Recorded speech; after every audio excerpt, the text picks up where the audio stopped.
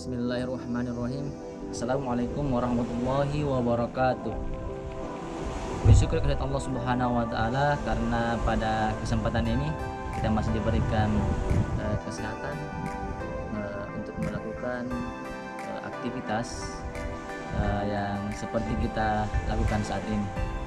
Kemudian salam dan salawat tetap tercurahkan kepada Nabi besar kita, Nabi junjungan kita, Nabi Muhammad Sallallahu Alaihi Wasallam. Allahumma sholli ala sayyidina Muhammad wa ala sayyidina Muhammad. Oke, sebelumnya saya akan memperkenalkan diri. Perkenalkan, nama saya Fahri Amar, Stanbook 07320 2000 19. Oke, pada kesempatan ini izinkan saya untuk melakukan atau mempresentasikan presentasi mengenai sonar.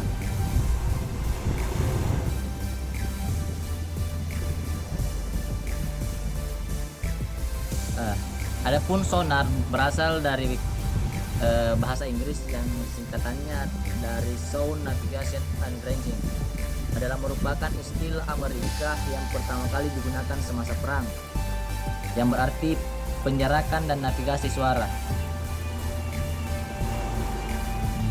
Adalah sebuah teknik yang menggunakan penjalaran suara dalam air untuk navigasi atau mendeteksi kendaraan air lainnya. Sementara itu, Inggris punya sebutan lain untuk sonar, yakni ASDIS atau Anti-Submarine Detection Investigation Unit. Sonar merupakan sistem yang menggunakan gelombang suara bawah air yang dipencarkan dan dipantulkan untuk mendeteksi dan menetapkan lokasi objek di bawah laut atau untuk mengukur jarak bawah laut.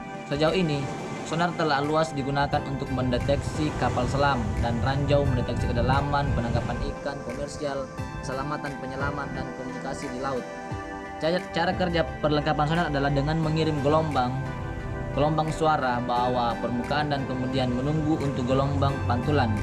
Data suara dipancar ulang ke operator melalui pengeras suara atau ditayangkan pada monitor. Alat sonar pertama digolongkan sebagai sonar pasif, di mana tidak ada sinyal yang dikirim keluar. Sejarah dan historinya.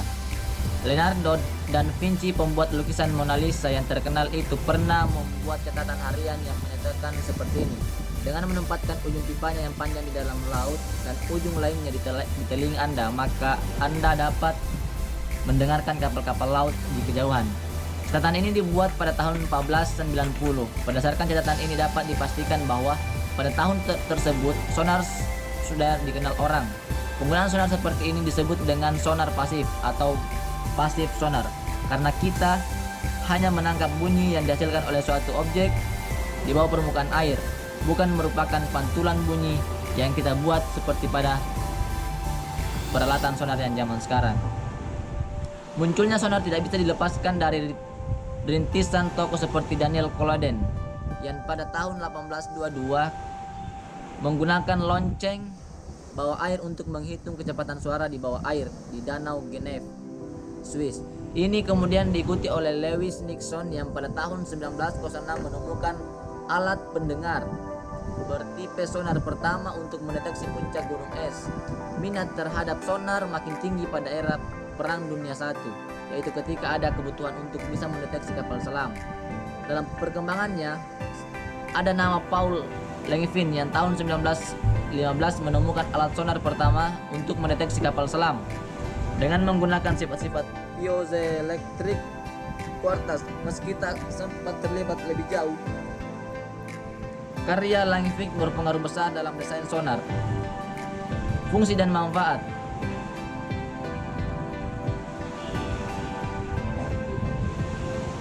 Kemudian fungsi dan manfaatnya adalah untuk mendeteksi keberadaan beberapa benda di bawah air seperti kapal selam, ikan, biota-biota di bawah air dan sebagainya. Secara sederhana, prosedur kerja alat atau sonar pada kapal selam.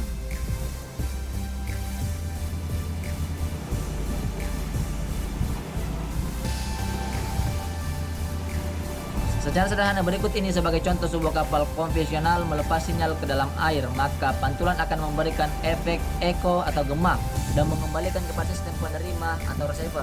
Nah, setelah itu sistem penerima tadi melakukan kalkulasi mengenai jarak objek dari lokasi kapal dan juga informasi-informasi yang dibutuhkan lainnya seperti pemetaan laut dan topografi laut dan lain-lain. Sebuah sonar terdiri dari sebuah pemancar, transponder, penerima atau receiver, dan layar monitor.